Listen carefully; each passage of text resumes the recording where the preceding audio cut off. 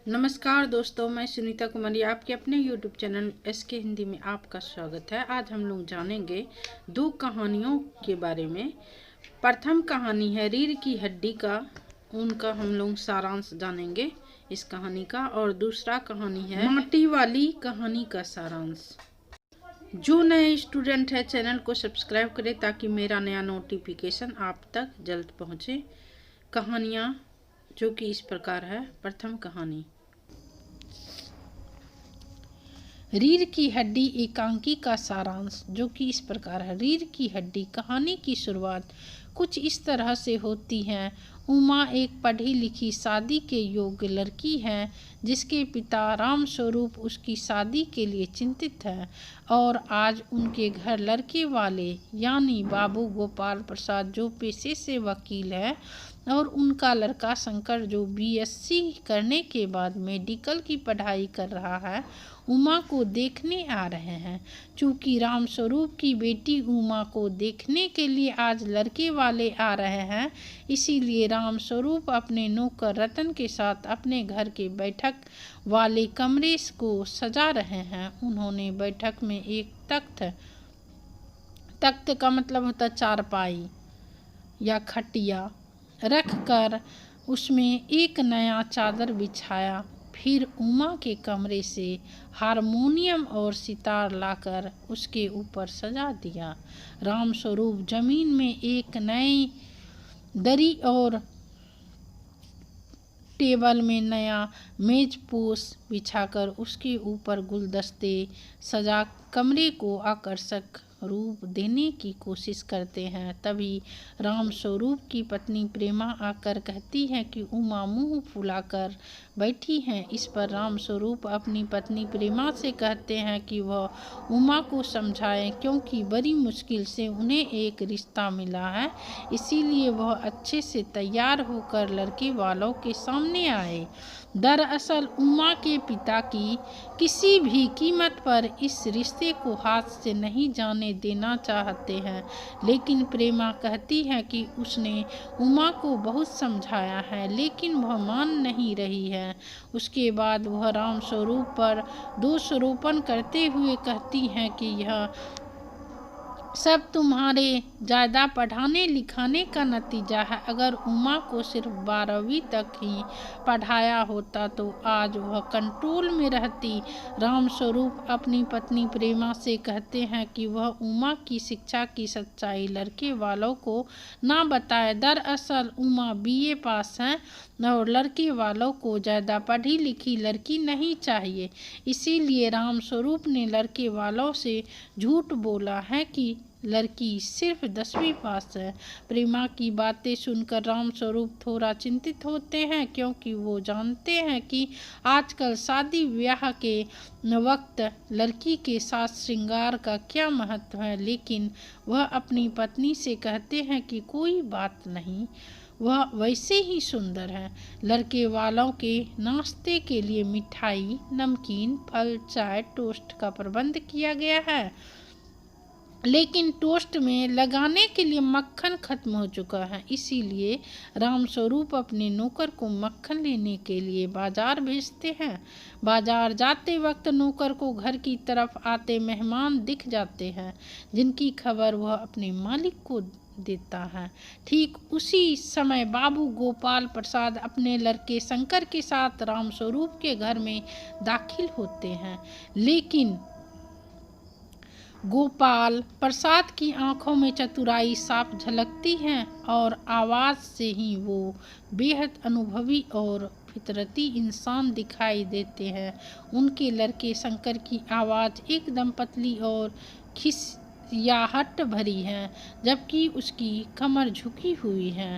राम स्वरूप ने मेहमानों का स्वागत किया और औपचारिक बातें शुरू कर दी। बातों बातों में दोनों नए ज़माने और अपने ज़माने की तुलना करने लगते हैं।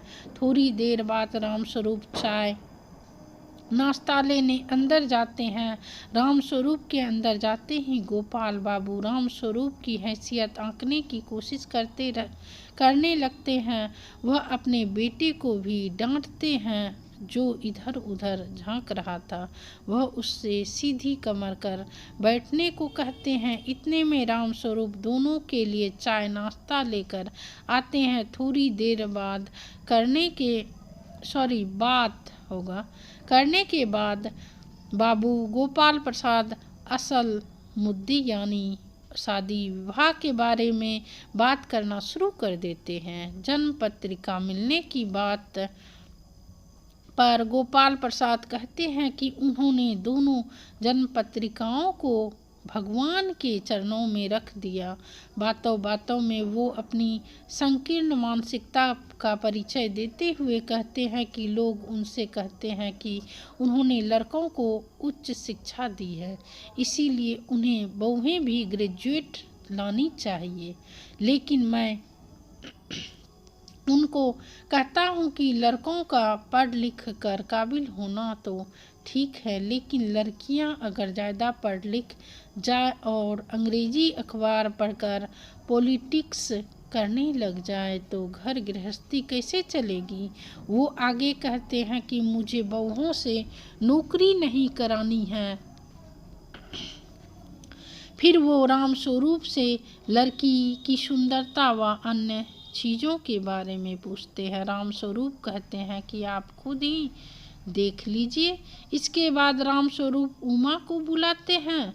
उमा एक प्लेट में पान लेकर आती है। उमा की आंख पर लगे चश्मे को देखकर गोपाल प्रसाद और शंकर दोनों एक साथ चश्मे के बारे में पूछते हैं, लेकिन रामस्वरूप झूठा कारण बताकर उन्हें संतुष्ट कर देते हैं। गोपाल प्रसाद उमा से गाने बजाने के संबंध में पूछते हैं तो उमा मीरा का एक सुंदर गीत गाती हैं। उसके बाद वो पेंटिंग, सिलाई, कढ़ाई आदि के बारे में भी पूछते हैं। उमा को यह सब अच्छा नहीं लगता है, इसीलिए वह कोई उत्तर नहीं देती है।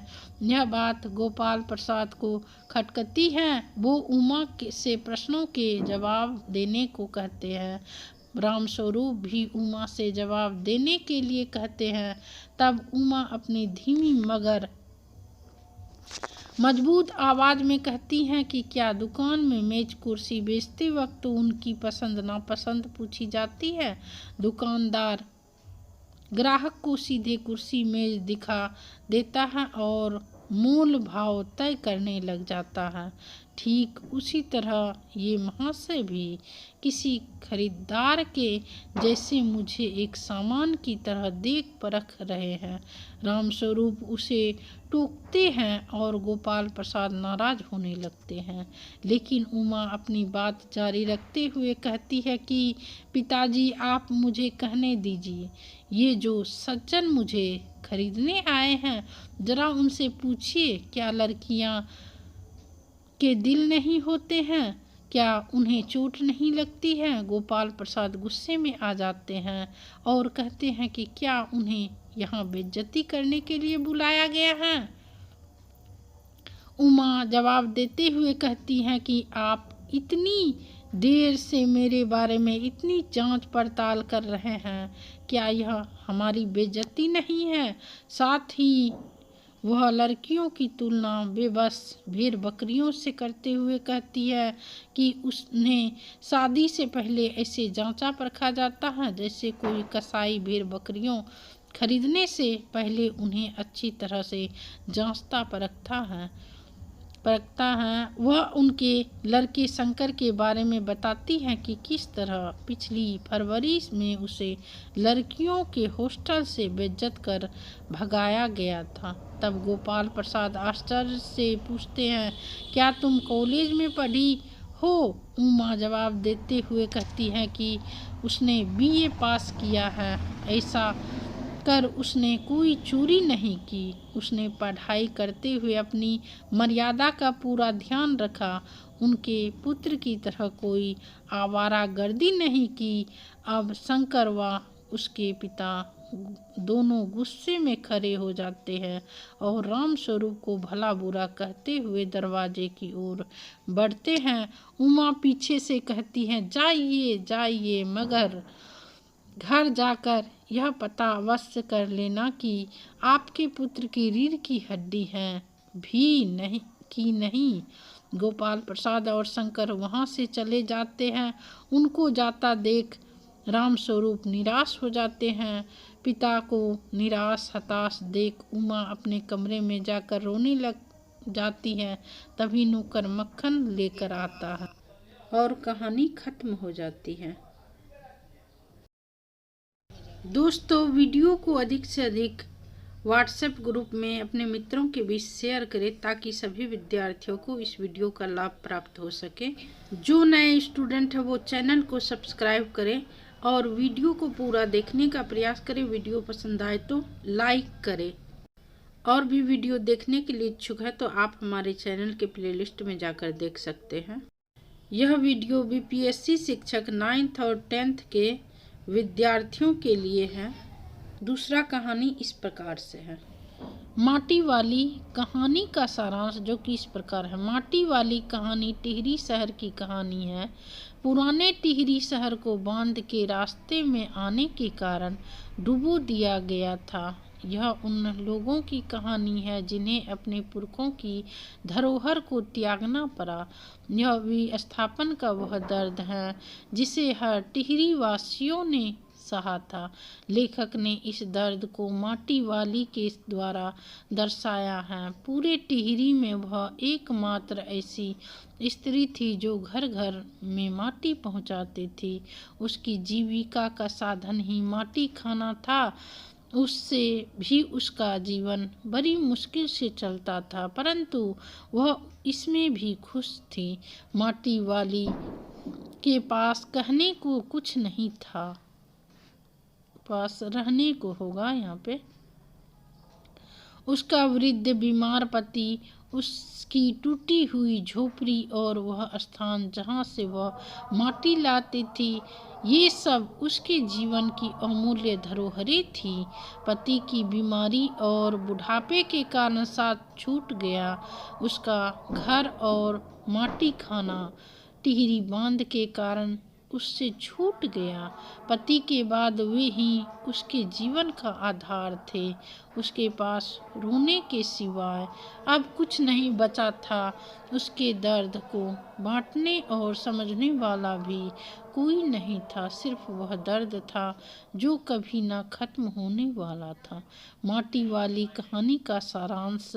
टिहरी में भागीरथी नदी पर बहुत बड़ा बांध बना है जिसमें पूरा टिहरी शहर और उसके पास के अनेक गांव डूब गए। पहले जो लोग अपने घरों व्यापारियों से जुड़े थे उनके सामने अचानक विस्थापित होने का संकट उपस्थित हो गया। माटी वाली कहानी भी इसी विस्थापन की समस्या से जुड़ी है।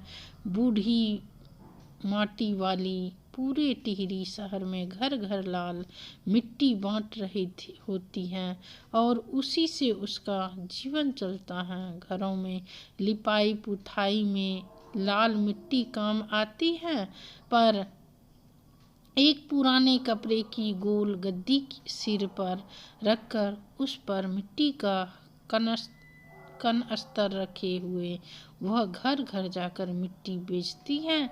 उसे सारे शहर के लोग माटी वाली के नाम से ही जानते हैं। एक दिन माटी वाली मिट्टी बेचकर एक घर में पहुंचती है तो मकान मालकिन ने उसे 2 रोटियां दी। माटी वाली ने उसमें से एक रोटी अपने सिर पर रखे गंदे कपड़े से बांध ली। तब तक मालकिन चाय लेकर आ गई। पीतल के पुराने गिलास में माटी वाली फूंक फूंक कर चाय सुरखने लगी। माटी वाली ने कहा कि पूरे बाजार में अब किसी के पास ऐसी पुरानी चीज़ें नहीं रह गई है। जिस पर मालकिन ने कहा कि यह पुरखों की चीज़ें हैं, ना जाने किन कष्टों के साथ इन्हें खरीदा गया होगा। अब लोग इनका कदर नहीं करते। अपनी चीज़ का मुंह बहुत बुरा होता है और टिहरी का मुंह भी ऐसा ही है। माटी वाली ने कहा कि जिनके पास जमीन या कोई संपत्ति है उन्हें कोई ठिकाना मिल ही जाता है, लेकिन माटी वाली जैसे बेघर बाल मजदूरों का क्या होगा। माटी वाली उस दिन 2-3 घरों में मिट्टी पहुंचाकर 3 रोटी बांधकर अपने बूढ़े पति के लिए लाई थी। वह रोज इसी आस में बैठा रहता है। आज वह उसके लिए प्याज भी खरीद लाई थी कि कूट कर रोटी के साथ दे देगी। घर पहुंची तो पाया कि बूढ़ा मर चुका है। टिहरी बांध से उखड़े लोगों को बसाने वाले साहब ने माटी वाली ने से पूछा कि वह जहाँ रहती है वहाँ का प्रमाण पत्र ले आए, पर उसके पास ऐसा कोई भी प्रमाण पत्र नहीं था। वह तो सारी जिंदगी माटा खान से खोदकर मिट्टी बेचती रही। माटा खान का भी उसके नाम कोई कागज नहीं था। ऐसे में उससे सरकारी मदद नहीं मिली। टिहरी बांध भरने लगा। लोग अफरा तफरी में घर छोड़कर भागने लगे। निचले भाग में बने शमशान पहले डूबने लगे।